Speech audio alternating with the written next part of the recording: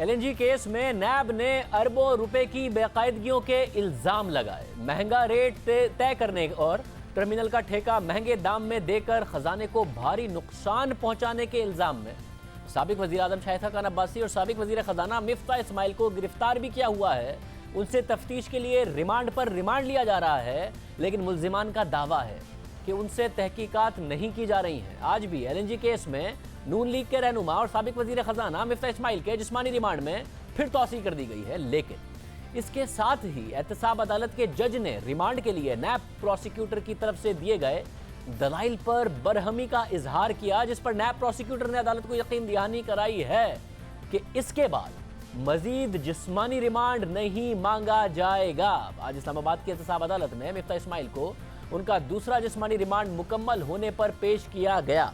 इस मौके पर नैब प्रोसिक्यूटर ने ड्यूटी जज राजा जवाद अब्बास से मिफ्ता इस्माइल का मजीद 14 दिन का जिस्मानी रिमांड देने की इस्तदा की और मौका इख्तियार किया कि मजीद कुछ मुल्जिमान को गिरफ्तार करना है, फिर उनका रिमांड लेना है और उन दीगर मुल्जिमान के बयान से मिफ्ता इस्माइल को कन्फ्रंट कराना पड़ सकता है। यानी नैब प्रोसिक्यूटर ने मजीद रिमांड की वजह यह बताई कि हमें रिमांड चाहिए क्योंकि अभी मजीद मुल्जिमान को गिरफ्तार करना है, फिर उनका रिमांड लेना है, फिर उनके जो जवाबात होंगे उनसे मिफ्ता इस्माइल को कन्फ्रंट करना है। तो जो पहले से गिरफ्तार मिफ्ता इस्माइल हैं उन्हें उस वक्त तक के लिए हमें जिस्मानी रिमांड पर वापस दिया जाए।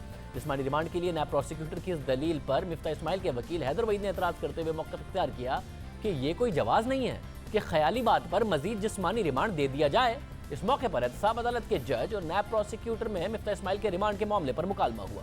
एहतसाब अदालत के जज ने पूछा कि नैब के पास जिस्मानी रिमांड के लिए इसके अलावा क्या ग्राउंड है। मेरे सामने खड़े होकर सोच समझकर बात करनी है। जो जवाब आप पेश कर रहे हैं मैं उसे रिकॉर्ड का हिस्सा बनाऊंगा। इन रिमार्क्स पर नैब प्रोसिक्यूटर ने दरख्वास्त की कि मिफ्ता इस्माइल का एक बार और 14 दिन का जिस्मानी रिमांड चाहिए, फिर रिमांड नहीं मांगेंगे। जिस पर मिफ्ता इस्माइल के वकील ने कहा कि नैब प्रोसिक्यूटर अदालत में हल्फ दें कि इसके बाद वो जिस्मानी रिमांड नहीं मांगेंगे। एहतसाब अदालत के जज ने पूछा कि अब तक कितना रिमांड मुकम्मल हो चुका है, जिस पर मिफ्ता इस्माइल के वकील ने बताया कि 22 दिन का रिमांड हो चुका है और उसमें कोई तफ्तीश नहीं हुई है।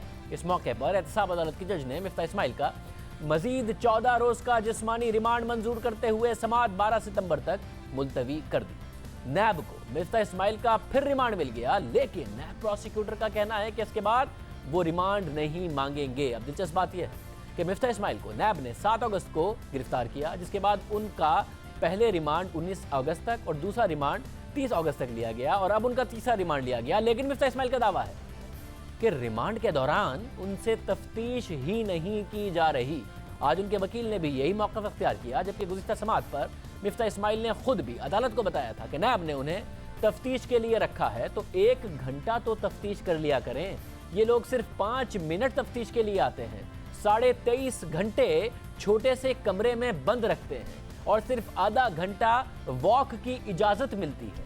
अहम बात यह है कि नैब ने मिफ्ता इस्माइल से पहले साबिक वज़ीर आज़म शाहिद खान अब्बासी को एलएनजी केस में 18 जुलाई को गिरफ्तार किया था और नैब अब तक उनके जिस्मानी रिमांड में भी 4 बार तौसीह ले चुका है, लेकिन तफ्तीश का अमल अब भी जारी है। उससे पहले शाहिद खान अब्बासी और मिफ्ता इस्माइल पेश होते रहते थे, नैब के सवालों के जवाब देते रहते थे, फिर रिमांड लिया, फिर भी तफ्तीश जारी है। गुज़िश्ता रोज़ शाहिद खान अब्बासी को भी उनका तीसरा जिस्मानी रिमांड मुकम्मल होने पर एहतसाब अदालत में पेश किया गया, जहाँ नैब प्रोसिक्यूटर ने अदालत को बताया कि तफ्तीश अभी बाकी है, मजीद जिस्मानी रिमांड दिया जाए, जिस पर शाहिद खान अब्बासी का मजीद 14 रोज़ा रिमांड दे दिया गया। इस मौके पर मीडिया से गैर रस्मी गुफ्तगू में शाहिद खान अब्बासी का कहना था कि अभी पता कर रहे हैं कि जुर्म क्या है, जैसे ही पता चला कि जुर्म क्या है तो आपको इतला कर दूंगा।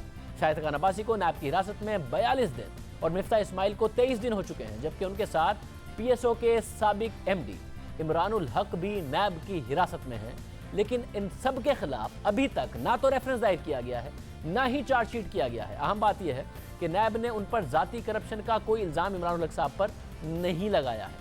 दिलचस्प बात यह है कि इस केस में शाहिद खान अब्बासी ने कोई भी वकील नहीं किया है, बल्कि खुद नैब को एलएनजी केस समझा रहे हैं, जिसके लिए उन्होंने अभी तक अपने रिमांड की मुखालफत भी नहीं की है, जबकि रिमांड पर रिमांड तो मांगा जा रहा है, लेकिन फिर भी तफ्तीश आगे नहीं बढ़ रही है। जबकि गिरफ्तारी से पहले भी वो मुल्जिमान से तहकीकात करता रहा है। नैब को तफ्तीश में किन मसाइल का सामना है जिसकी वजह से इस जिस्मानी रिमांड की ज़रूरत पड़ रही है, ये जवाब नैब ही दे सकता है। इसके अलावा जो रिमांड की वजूहात हैं, क्या आमतौर पर ऐसा ही होता है?